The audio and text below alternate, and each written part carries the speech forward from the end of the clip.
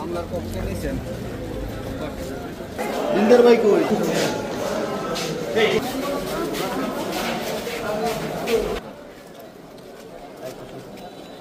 আজকে যে আমি এখানে দাঁড়ানো, এটা আমি মনে করি মহান আল্লাহ আমাকে অ্যাডিশনাল যে লাইফ, সেটারই একটি অ্যাডিশনাল লাইফ লিড করছি।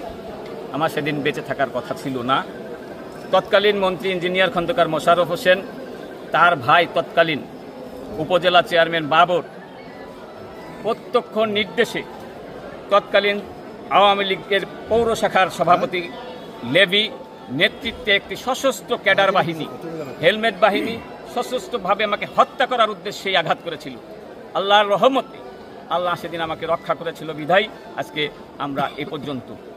সেদিন আমরা মামলা তো দূরের কথা, চিকিৎসার জন্য আমি ফরিদপুরের কোনো হাসপাতালে ঠাঁই পাই নাই। যেখানে গিয়েছি সেখানেই তারা পুনরায় গিয়ে আমাকে আঘাত করার চেষ্টা করেছে।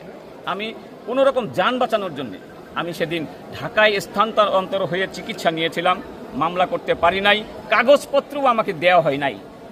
সে কারণে মামলা করতে একটু দেরি হয়েছে। দেশের সার্বিক প্রেক্ষাপট, ছাত্র জনতার অভ্যুত্থানের মধ্য দিয়ে যে স্বাধীনতা এসেছে, গণতন্ত্র এসেছে, কোর্টের আইনের শাসন এসেছে, সেই সুযোগটুক নিয়ে আজকে আদালতে আমরা হাজির হয়েছি।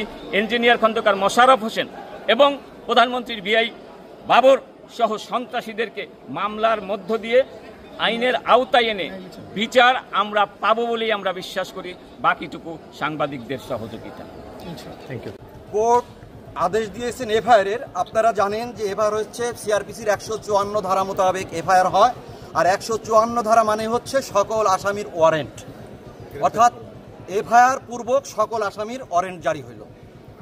20 মার্চ 2019 সালের এই ঘটনাকে কেন্দ্র করে আমরা ওই সময় বিজ্ঞ আদালতে কোনো মামলা দাখিল করতে পারি নাই এবং ফরিদপুরে কোথাও চিকিৎসা নিতে পারি নাই। আজকে আমাদের সময় এসেছে, আমরা ওই ঘটনাকে কেন্দ্র করে বিজ্ঞ আদালতে একটা নালিশি আর্জি দাখিল করেছি।